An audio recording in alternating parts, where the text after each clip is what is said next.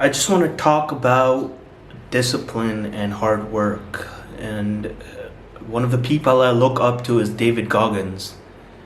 And he's one of the toughest, hardest people on the planet. And he's always preaching about discipline, hard work, how to push through these barriers that are stopping us from achieving our goals.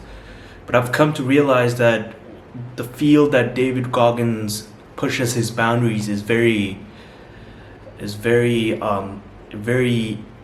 don't want to say dumb, but like it's less complicated than the stuff or not just we or me are the stuff I want to engage in.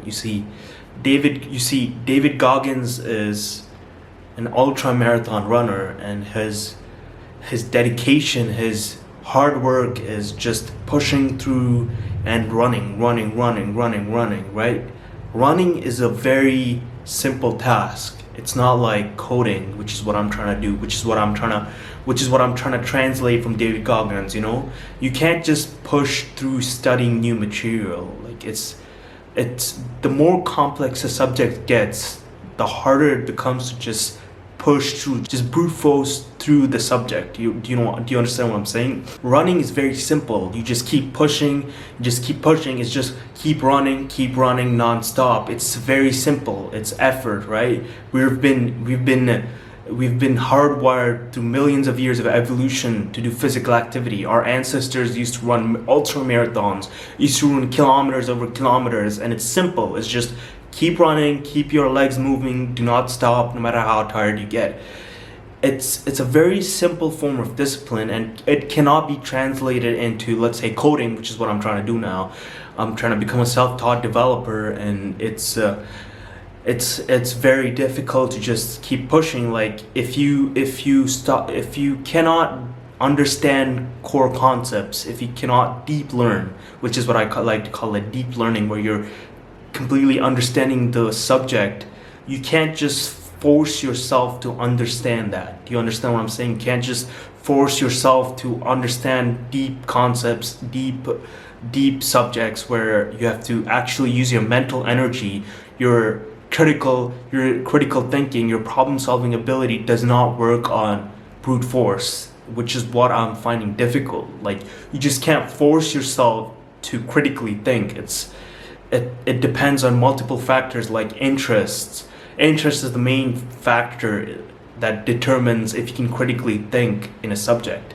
Like, if you're not interested, which is what I'm finding, which is what I think I'm finding, that I'm not interested in coding. I'm just brute forcing myself so I can get a good job. But you can't brute force critical thinking. You can't brute force problem solving abilities. It requires another level of dedication, which I feel like can be translated from what David Goggins preaches, but running is very simple. You know what I'm saying? Running is just moving your legs, keep moving. Our ancestors learned it. It's been hardwired in our brains. It's at the assembly level. If you're a programmer, if you're a coder, it's at the binary level where we know exactly what to do, and it requires just brute force to keep running. We used to hunt animals. We used to chase them to exhaustion. Our ancestors chased animals to exhaustion. That's how they hunted. And it's been hardwired in our brain, and that's how David Goggins finds it so easy to just easily push through. Do you understand what I'm saying? But coding, understanding study material, critical thinking, problem solving abilities, these things require more than just brute force ability. You can't just brute force yourself into thinking about a solution. Yes, you can sit down, you can go at it. That's the discipline that you learn from David Goggins. You can just sit down, make yourself brute force your focus, but unless you have deep understanding, unless you have deep interest, unless you actually consciously want to learn, unless you consciously want to grasp the concept, you're not going to understand complicated subjects like coding, which is what I'm finding very difficult. And my advice to other people is that develop interest and then brute force yourself, because without interest you're just gonna waste your time. You're just gonna finish the course for the sake of finishing the course. Like I'm taking a course on Udemy on JavaScript, HTML, and CSS, and I was doing Python, and I found that if I don't have the active interest to learn, no matter how much I force myself, I'm just gonna skip the lesson. Like I'm just gonna like brute force read through the material, and I'm just not gonna understand the whole thing, and I'm just gonna skip through it because I actually just want to finish that section. Do you understand what I'm saying? That's the simplicity of brute forcing. I just want to finish that section and move on to the next one. What I'm missing is that I actually did not understand a single thing about that section because I was just brute forcing my way through the subject without actually understanding it. And this is what I find very difficult about following David Goggins' footsteps. I actually still look up to him. He's a Navy SEAL. I mean, of course, he has brute force his way through complicated subjects, not just running. He's a motivational speaker, you know. But like, man, it's just really tough. And developing that interest, developing that curiosity about actually learning the subject is way more important than brute forcing.